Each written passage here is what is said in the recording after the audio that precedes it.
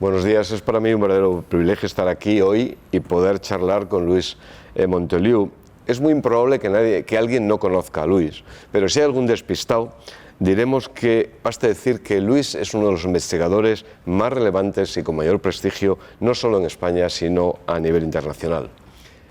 Bueno, muchas gracias y buenos días, y un placer estar aquí en estos cursos de verano de la Fundación Complutense, de la Universidad Complutense, de la que soy profesor honorario y de la cual imparto todas las formaciones de posgrado que me invitáis a impartir.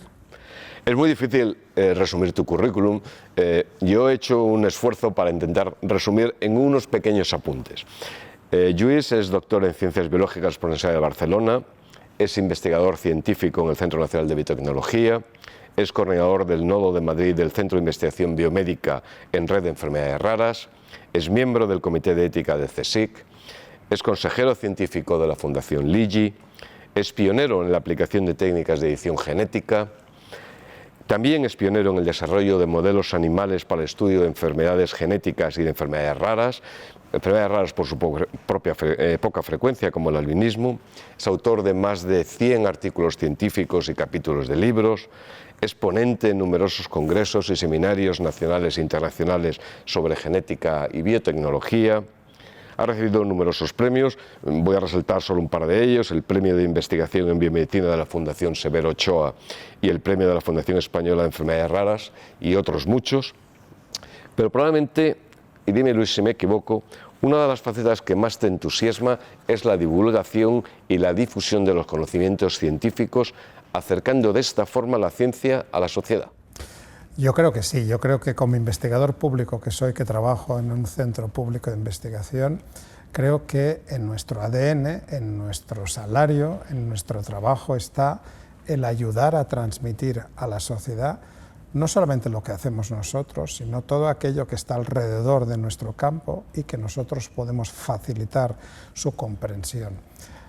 Fíjate que la ciencia que no se cuenta, no cuenta. Y lo que tenemos que hacer es intentar trasladar en palabras llanas, simplificando, sin perder un ápice de rigor, pero de una forma que sea entendible todo aquello que hacemos. Frecuentemente los investigadores reclamamos a la sociedad que nos apoyen en nuestras reivindicaciones de mayor financiación de la investigación, de cualquiera que sea estas peticiones, y yo me pregunto, ¿pero qué le ofrecemos nosotros a la sociedad? Y lo único que le podemos ofrecer, y creo que es bastante, además de nuestros resultados, es facilitarles la comprensión de todos los avances científicos que continuamente están ocurriendo y que a veces son muy complejos y sobre los cuales la sociedad va a tener que votar y va a tener que decidir, pero va a tener que decidir de una forma informada, y es ahí donde aparecen los investigadores e investigadoras que cada uno desde su campo contribuir a explicar todo aquello que está ocurriendo. Profundizaremos en ello un poquito más tarde. En resumen, podríamos decir que Luis Montoliu es un investigador de primer nivel en el campo de la genética, con un intenso comprimido con la ética de la investigación y con la divulgación científica. No sé si esos tres conceptos te definen como... Investigación, ética y divulgación. Creo que me define perfectamente, porque la investigación siempre me ha apasionado. La ética es muy importante y yo me intereso en divulgar la ética, que es algo que la gente se lo toma un poquito con un poco de susto y le tiene un cierto temor, pero es que no todos los experimentos que técnicamente somos capaces de hacer son éticamente justificables. Hay experimentos que nos tenemos que preguntar, ¿para qué quiere usted hacer este experimento? Y no me vale decir, es que yo sé hacerlo. No, pero ¿cuál es el beneficio para la colectividad? ¿Hay un beneficio para la sociedad, teniendo en cuenta los riesgos y problemas que conlleva este experimento? Si los beneficios superan ampliamente los posibles riesgos, vamos a considerar este experimento. Si no es así, es que hay experimentos que probablemente no haya que hacer. Bueno, este es su perfil, un breve perfil de Luis Montoliu, pero tenemos además la gran suerte que vamos a contar con él en los 37ª edición de los cursos de verano del Escorial. Realmente es un verdadero lujo contar con él en estos cursos, contar con él casi en cada actividad que desarrolla, y estoy seguro que va a contribuir con su participación en los cursos de verano de San Lorenzo del Escorial a aumentar el prestigio de estos cursos, que ya, como digo, llevan una larga trayectoria, y la relevancia de los cursos. Y quería decirte, Luis, gracias de nuevo por estar aquí con nosotros, y nadie como tú, como científico, con una dilatada experiencia, para hablarnos del futuro de la ciencia. Participas en los cursos de verano del próximo 3 de julio en una conferencia, en una mesa redonda que tiene como título La ciencia que viene, que organiza la Fundación Complutense junto con la Fundación Ligi. Y en este sentido, en tu opinión, ¿qué trayectoria, cuál va a ser el camino que va a seguir la ciencia en el futuro? En este mundo que cambia tanto, que está cambiando tanto, ¿deberemos de seguir con los mismos métodos de investigación o los modelos van a ser distintos? Bueno, están explotando a nuestro alrededor una serie de descubrimientos o hallazgos que cada vez nos van a facilitar más las tareas de investigación y van a facilitar más, cuando hablamos de biomedicina, tareas de diagnóstico y también el desarrollo de terapias. Terapias que queremos pensar que cada vez van a ser más individualizadas o categorizadas. Sabemos todos, y tú lo sabes mejor que nadie como médico, que no todas las medicinas sirven para todos los pacientes. Y esto, si le ponemos una pátina de genética, le ponemos un nivel de genética, le ponemos un nivel de todo lo que es el análisis, el historial clínico de un paciente, llegaremos a la conclusión de que para cada una de las personas que necesita un tratamiento, este tratamiento va a estar cada vez más adecuado a lo que necesita en función de las variantes genéticas que esa persona tiene. Y esto es algo que vamos a tener que aprender a utilizar, y esto es algo en lo cual van a confluir tecnologías como la inteligencia artificial. Por ejemplo, nos hemos pasado 20 años haciendo diagnóstico genético y comparándolo con un genoma de referencia. ¿Alguien se ha preguntado de quién era ese genoma de referencia?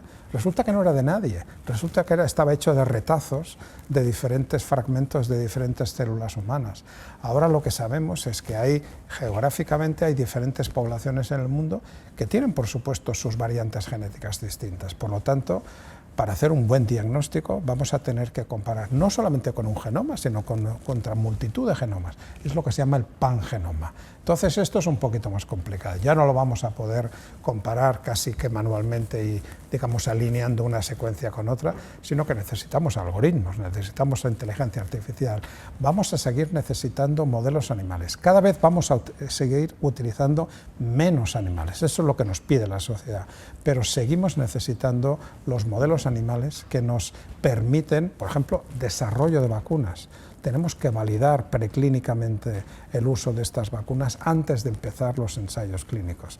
Desarrollo de diferentes tipos de terapia génica. La edición genética, con las herramientas CRISPR y otras similares, ¿no? La capacidad que tenemos de alterar la secuencia de un paciente para, o bien que un gen que se estaba expresando de forma anómala, silenciarlo, o uno que estaba silenciado, despertarlo, o algo que se estaba expresando mal, corregirlo. Toda esta serie de cuestiones es la ciencia que viene, y esa es la ciencia que no solamente vamos a tener que disfrutar y vamos a tener que convivir con ella, sino que vamos a tener que explicar. Es muy importante que todos estos avances los seamos capaces de desmenuzarlos, de ponerlos al entendimiento y a disposición de toda la sociedad en palabras llanas, ¿no? Por complejo que sean los avances científicos, tiene que haber una manera de explicarlo de una forma sencilla para que todo el mundo lo entienda. Perfecto, pues al hilo de esto que tú comentas, si hablamos de un campo de investigación que claramente tú dominas, que es la biotecnología y las enfermedades raras, ¿qué avances crees que podemos esperar en estas áreas a corto, medio y largo plazo? Mira, en enfermedades raras casi todo está por hacer.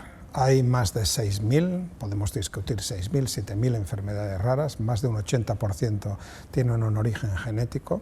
La inmensa mayoría son ultra raras. El 85% de las enfermedades raras son ultra raras, afectan a menos de una de cada medio millón, una de cada 1 millón de personas. Y la paradoja también es que un 80% de los pacientes de enfermedades raras lo son de apenas 149 de ellas, un número muy reducido. Si las contabilizamos todas en general, apenas de un 5% tenemos la capacidad de tener terapias o tratamientos. Por lo tanto, nos queda muchísimo por hacer. Pero es que incluso a nivel de diagnóstico, porque para que una buena terapia pueda tener efecto, primero lo que uno tiene que saber es qué es lo que pasa para curarlo, ¿no? ¿Cuál es el gen afectado? Y ese es el que queremos nosotros curar. Pero resulta que de un 30 a un 40% de todos los pacientes de cualquier enfermedad rara seguimos siendo incapaces de diagnosticarlos genéticamente. Sabemos que clínicamente tienen unos síntomas, pero no sabemos cuál es la causa subyacente, ¿no? Probablemente con el pangenoma y probablemente con las nuevas estrategias de diagnóstico, también ayudadas con la inteligencia artificial, pues vamos a completar este 30-40. Pero una vez que sepamos ya que las enfermedades que afectan a un gran número de personas en la sociedad, pues finalmente podamos desarrollar terapias que a veces van a implicar modificaciones genéticas, pero cada vez más hay una química subyacente que lo que pretendemos es simplificar esa terapia, ¿no? Si la terapia la podemos convertir en la administración de una pastilla, que es la que tenga el principio activo, que se la tome el paciente, eso sería lo ideal. Pues es a eso a lo que tenemos que atender. Cuando la ciencia avanza, y está avanzando y lo está haciendo de una forma extremadamente rápida, se producen varios desafíos. Por una parte, los de la regulación de esa ciencia, la legislación, que siempre va por detrás, y también algo de especial importancia que me consta que a ti te preocupa, que es los desafíos éticos. Y en tu opinión, ¿cuáles son los desafíos en el campo de la ética que pueden surgir y que debemos estar preparados para abordar? Hay un montón de avances científicos en biomedicina que no están en nuestro libro de instrucciones, ¿no? Los comités de ética que tienen que valorar no solamente la parte científica, que esta ya la valoran otros comités, sino la adecuación de ese experimento, de esa propuesta, de acuerdo con la legislación y los códigos de moral que nos hemos dado como sociedad, lo que está bien y lo que está mal. Pero, por ejemplo, hablamos de embriones sintéticos. Embriones sintéticos. ¿Qué es esto de los embriones sintéticos? Todos hemos aprendido de pequeñitos que los embriones surgen de la fecundación de un óvulo por un espermatozoide y este se implanta y se desarrolla en un ser vivo. Pues ahora resulta que hay unos investigadores que han mezclado células troncales embrionarias, las células madre, y las han mezclado en una proporción y estas espontáneamente, con una baja y bajísima probabilidad, se estructuran en forma de algo que se parece mucho a un embrión. Entonces, ¿cuál es el estatus moral que tiene esa estructura? ¿Tiene el mismo estatus y por eso necesita la misma protección que un embrión obtenido de forma natural? Ahora la pregunta es, ¿qué capacidad de desarrollo tiene esa estructura? Si la implantáramos en el útero de una mujer, ¿esto llegaría a término, daría lugar a un niño o una niña? Si no es así, entonces eso, por mucho que se parezca a un embrión, probablemente no deja de ser más que un complejo multicelular que nos puede servir para investigar, pero no. Este es uno de los desafíos, la xenotransplantación, ¿no? La utilización de órganos, por ejemplo, de cerdos modificados genéticamente con muchas modificaciones para intentar confundir a nuestro sistema inmunitario que no rechace estos órganos. Bueno, ahí se plantean una serie de desafíos éticos, ¿no? Evidentemente, si se lo preguntamos a una persona que está desahuciada, que no está en la lista de espera y que va a morir sí o sí, pues evidentemente va a decir, pues pónganme el órgano que me vayan a poner, pero desde fuera quizá no todo el mundo está de acuerdo en que utilicemos estos órganos de otras especies dentro del cuerpo de los seres humanos, o incluso las mismas quimeras interespecies, el generar cerdos que son capaces de desarrollar un órgano que puede estar formado a partir de células humanas, tener piaras de cerdos, cada uno de ellos con órganos humanos genéticamente asociados a cada una de las personas, listos para ser utilizados de repuesto cuando sean necesarios. No estamos ahí, pero estamos encaminándonos hacia ahí. O, por ejemplo, a quien se le ocurre desextinguir un animal que se extinguió hace 4.000 o 10.000 años, como el mamut lanudo. El mamut no está entre nosotros. Hay quien plantea aprovechar las últimas herramientas de edición para, aprovechando una especie similar, evolutivamente similar, como es el elefante asiático, a partir de células del elefante asiático, pues volver a traer a la vida el mamut lanudo. De nuevo, la ética nos dice, pero ¿para qué quiere usted hacer este experimento? No me sirve que me diga, es que yo soy capaz de hacerlo. Vale, pero ¿para qué quiere hacerlo, no? El investigador que está detrás de estos experimentos dice que quiere hacerlo para contribuir a luchar contra el cambio climático, porque quiere tener miles de mamuts pues caminando por la tundra siberiana para compactar el terreno, impedir que se escapen gases de efecto invernadero y con ello luchar contra el cambio climático. No lo sé si esto es posible, pero estos son algunos de los desafíos. Y el último ya que nos ha explotado el año pasado, que de repente un investigador japonés nos dice, de un ratón macho somos capaces de obtener esperma, de una ratona hembra somos capaces de obtener óvulos. Ahora yo de un ratón macho le obtengo unas células de la piel, las convierto en pluripotentes, las hago inducibles pluripotentes, y esas células en cultivo espontáneamente pierden uno de los cromosomas, pierden el cromosoma Y, y se quedan X0, y fuerzo la duplicación del cromosoma X y se convierten en 2X. Una célula originalmente masculina ahora es una célula femenina que yo puedo diferenciar hacia óvulos, con lo cual un mismo ratoncito macho es capaz de producir esperma y a partir de sus células obtener óvulos. Óvulos que se pueden fecundar con su esperma, y los ratoncitos que nazcan tienen por padre y por madre la misma persona, el mismo individuo, ¿no? Pues esto es algo que nos explota la cabeza y que todavía no somos capaces de ver cómo esto nos va a afectar a las técnicas de reproducción asistida en humanos, porque es un tema de tiempo que llegue a otras especies y que tenemos que reflexionar. Naturalmente los avances científicos van muy por delante de la legislación, pero tenemos que hacer la reflexión ética para ir acomodando pues nuestra regulación, la que nos damos, nuestras normas, nuestras recomendaciones, nuestras guías, nuestras leyes, en cada momento a lo que sabemos hacer y a lo que podemos hacer. Sí, bueno, absolutamente interesante.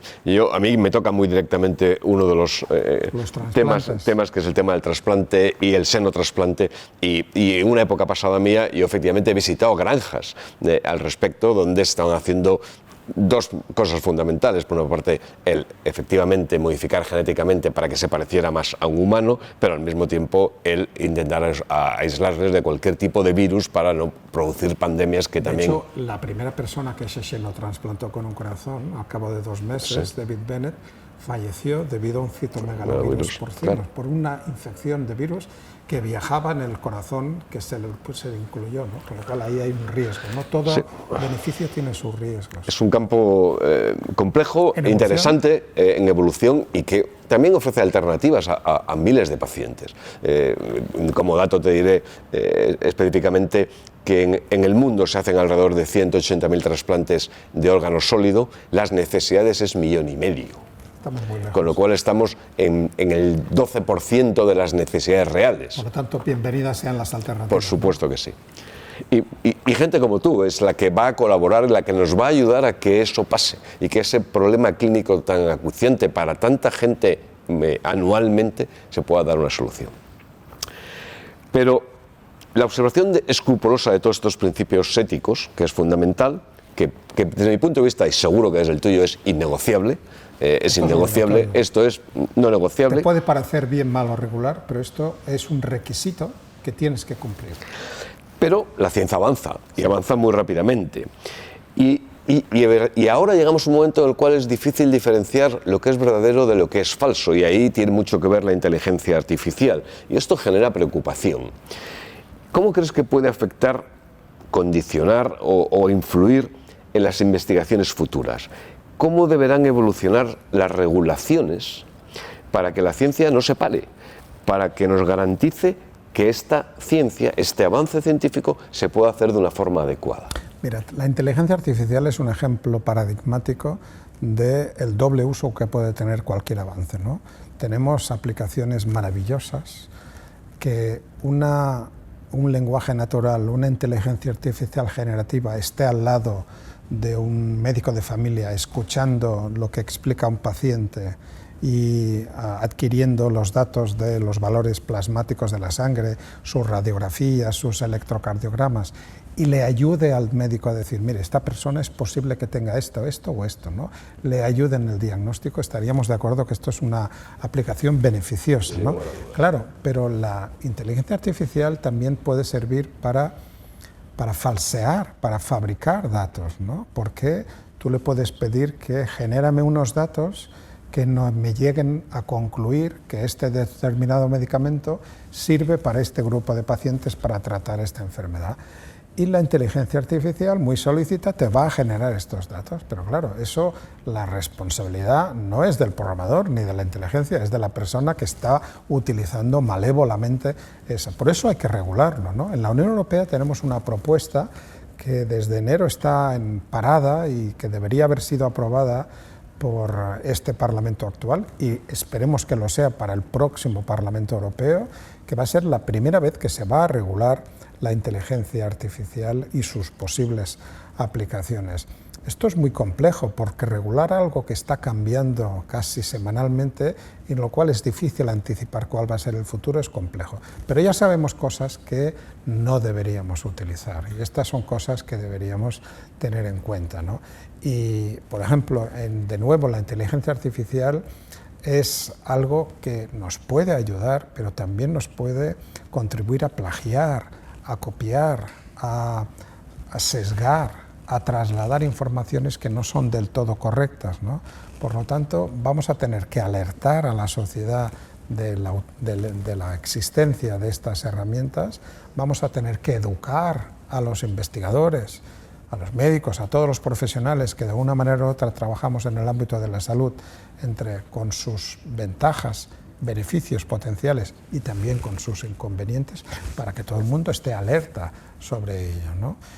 Y bueno, pues el tiempo nos dirá, ¿no? Y probablemente estas legislaciones que surjan de forma preliminar van a tener que acomodarse, van a tener que adaptarse a la que aparezcan nuevas versiones de esta inteligencia artificial cada vez más poderosas. Al hilo de lo que estás diciendo en cuanto a enseñar, parece claro que todos estos retos de los que estamos hablando son también oportunidades, oportunidades que se van a enfrentar los futuros científicos, los que nos sucedan a nosotros. Probablemente, como los retos van a ser distintos, también la formación científica va a tener que ser distinta. ¿Qué cambios crees que necesita la educación científica y qué habilidades y competencias será necesario que adquieran estos futuros investigadores? Mira, la formación tiene que ser transversal, no puede ser una formación clásica, porque además está cambiando la manera como vamos a evaluar la actividad investigadora. Desde Science Europe se ha propuesto un cambio en el cual no solamente vamos a analizar y evaluar a los investigadores en base a lo que aportan al conocimiento, es decir, en base a lo que publican, los proyectos que hacen, etcétera, que eso es lo que clásicamente hemos hecho, sino que también vamos a evaluar a estos investigadores por su legado. ¿Cuál es la gente que dejan a su alrededor?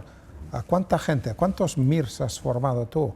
¿A cuántos investigadores predoctorales o postdoctorales? ¿A cuántos técnicos? Y en tercer lugar, ¿cuánto de lo que tú has desarrollado en investigación has logrado transferir a la sociedad? Transferir en forma de conocimiento explicándolo, pero transferir en forma de crear una empresa que aproveche los resultados de tu investigación. Por lo tanto, hay que formar a los futuros investigadores en todas estas capacidades y sobre todo hay que formar a los investigadores también con herramientas de comunicación. Todo el mundo tiene que ser capaz de explicar lo que hace. Si tú no eres capaz de explicar en palabras sencillas lo que estás haciendo, probablemente tengas que cuestionarte lo que estás haciendo. Por lo tanto, tienes que aprender a simplificar, a resaltar lo relevante y a dejar lo superfluo, lo que no es relevante dejarlo a un lado, ¿no? De eso se trata. Divulgar quiere decir escoger, quiere decir seleccionar. No lo cuento todo, cuento lo que es relevante, cuento los titulares, pero los titulares bien escogidos para que lleguen, ¿no? Y todo esto nadie nace enseñado, hay que aprenderlo. Y estas nuevas herramientas de comunicación son las que vamos a estar discutiendo, por ejemplo, en este curso de verano de la Complutense, que esperamos pues tenga una buena asistencia y consigamos llegar al máximo de personas que puedan beneficiarse de todas estas herramientas que tenemos a nuestra disposición y que debemos y tenemos la obligación moral de usar. Pues no hay más que sentarse un rato a charlar contigo y se ha dado cuenta uno de que eres un apasionado de varias cosas, pero eres apasionado de la investigación, claramente, eres un apasionado de la bioética y sobre todo eres un apasionado, desde mi punto de vista, de la divulgación científica, a la que dedicas mucho esfuerzo. Y en este sentido yo te preguntaría, ¿por qué tanto esfuerzo? ¿Qué es lo que más te atrae de esta actividad? ¿Qué influencia crees que tiene en la sociedad que los científicos comuniquen y expliquen de una forma sencilla, comprensible, la importancia, la relevancia y la necesidad de potenciar la investigación, transmitiéndoles la influencia que esta investigación va a tener en sus vidas? Fíjate, desde el inicio de las primeras poblaciones de homínidos, desde nuestros antepasados, alrededor de un fuego, dentro de una cueva, siempre había alguien que contaba historias y otras personas que escuchaban, ¿no? A mí siempre me ha gustado estar del lado de los que cuentan historias, ¿no? Y por eso tenemos que trasladar esta magia. ¿Por qué nos encantan los chistes o los monólogos? Porque son cuentos, son historias que tienen un inicio, tienen un nudo, tienen un desenlace, ¿no? Tenemos una historia redonda, ¿no? Y nos produce satisfacción el escuchar algo que entendemos. Esto es lo que tenemos que lograr cuando divulguemos, ¿no? Que la persona que reciba esta información entienda que ha aprendido algo que no sabía. Cuidado, que divulgar no es enseñar, porque no estoy enseñando, estoy compartiendo lo que yo sé con otras personas, de tal manera que esas personas ahora, digamos, pasan a ser también del mismo grupo, ¿no? Dices, caramba, yo ya entiendo aquello a lo cual te dedicas. ¿Tiene que divulgar todo el mundo? Pues no lo sé, al menos todo el mundo tiene que intentarlo. Todo el mundo tendría que probarlo y tendría que formarse en divulgación. Pero si alguien no se siente capaz o no cree tener el talento o las herramientas de comunicación, para eso existen las unidades de cultura científica de las universidades, porque esas unidades son las que ayudan, asesoran y van de la mano con el investigador o la investigadora para trasladar lo que ese científico ha hecho a la sociedad en otro lenguaje. El lenguaje científico y el lenguaje de divulgación son distintos. Y fíjate, mi experiencia es que yo me llevo las herramientas y las estrategias de divulgación, me las llevo a los congresos científicos, en lugar de hacer lo contrario, porque en un congreso científico tú asistes y hay una persona que te quiere decir y te quiere contar lo mucho que sabe, lo mucho que ha hecho y te apabulla con datos y con diapositivas. Lo que realmente sucede es que la mayor parte de la gente que está ahí no se entera de lo que está haciendo. Si tú vas a contar una historia, la cuentas bien, de una forma pausada, tranquila y trasladas un mensaje, igual te has dejado muchos resultados en el tintero que eran superfluos, que tampoco eran tan relevantes, pero has logrado contar una historia y la gente que está ahí escuchando dice, caramba, yo te he entendido. Dice, ¿cómo puede ser? Bueno, pues porque estás usando las herramientas de comunicación también en los ambientes científicos. Eso yo creo que es el beneficio mutuo que yo les explico a los estudiantes o a los investigadores predoctorales. Les digo, cuando divulguéis, pensad que estáis también aprendiendo a presentar vuestros resultados entre vuestros colegas, ¿no? Porque vais a saber a gestionar vuestro volumen de voz, las pausas, vais a saber gestionar cómo vais a preparar las imágenes, vais a saber gestionar cómo trasladáis el mensaje para que llegue a quien queréis que llegue, ¿no? Siempre teniendo en cuenta quién está escuchando, ¿no?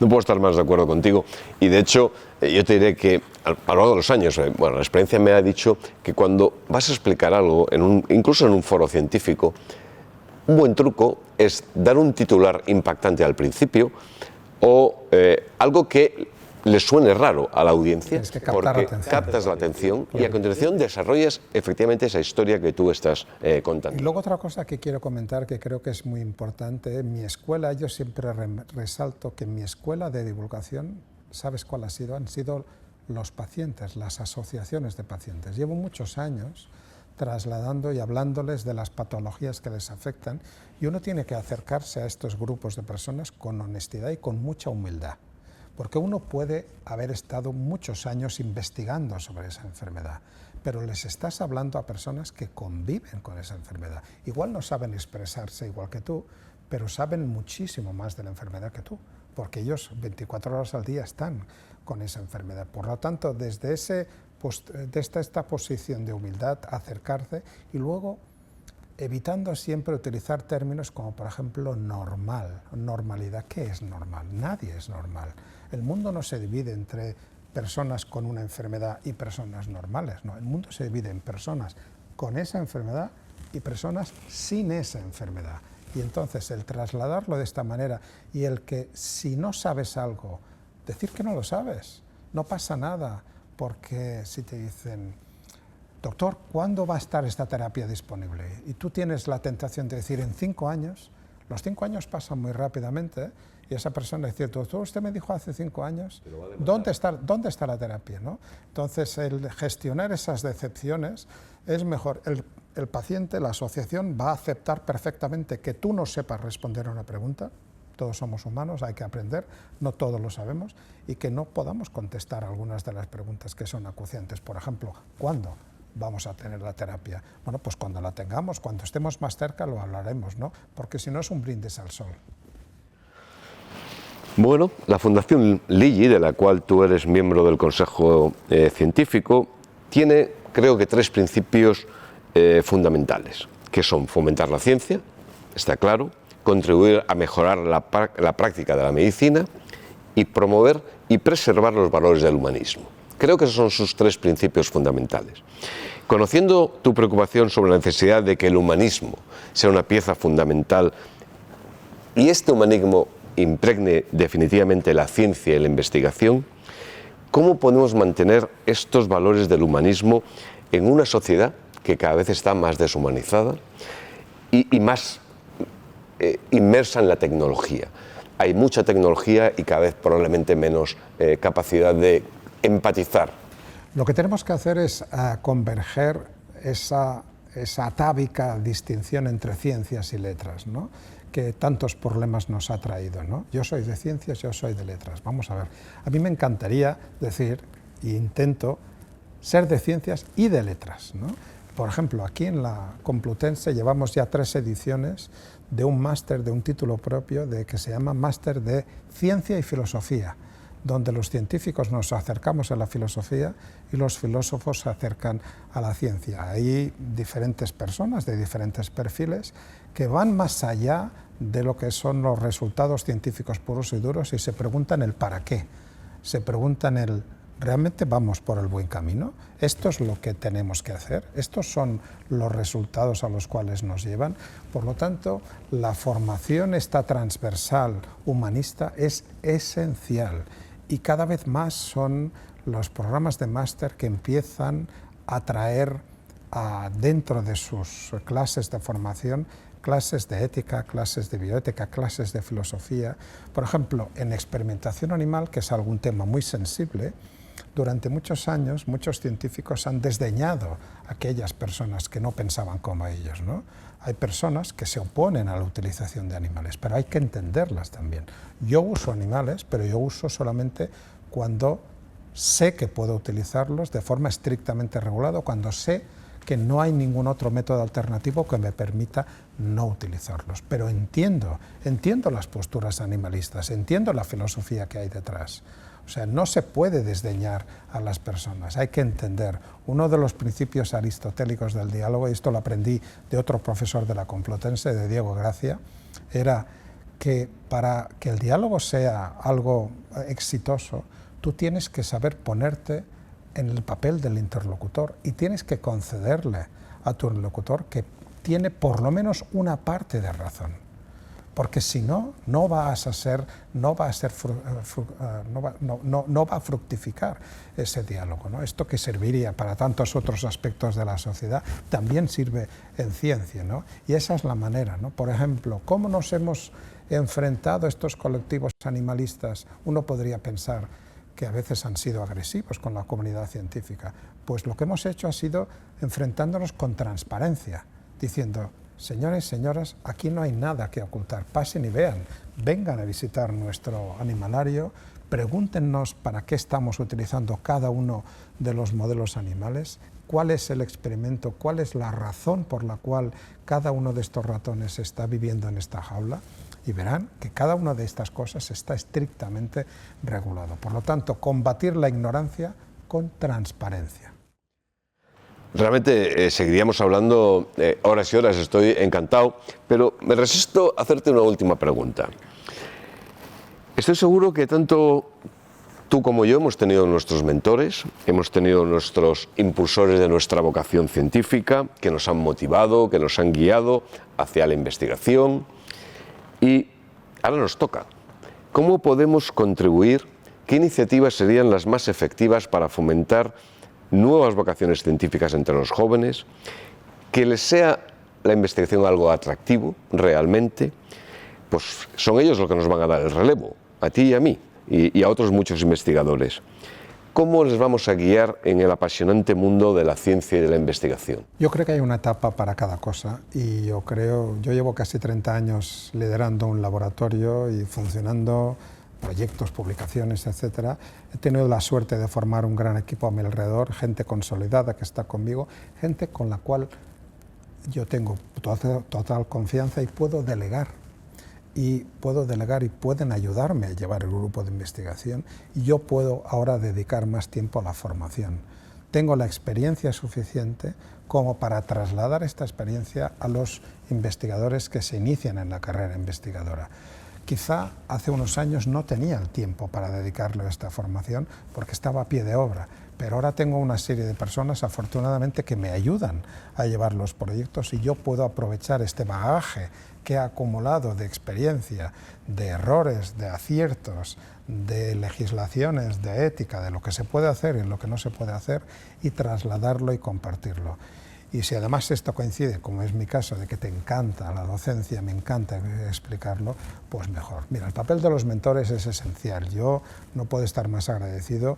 Yo hice la tesis doctoral con Pere Puigdomènech. Pere Puigdomènech, a la sazón, fue el primer persona que reconstituyó el Comité de Ética del CSIC, fue el primer presidente del Comité de Ética del CSIC cuando se reconstituyó en 2010, y al cabo de los años, lo que son las cosas, yo acabé siendo también presidente del Comité de Ética del CSIC, siguiendo sus pasos, ¿no? Con lo cual, fíjate hasta dónde llega la influencia de los mentores, no solamente científica, sino también en los aspectos éticos, claro que sí.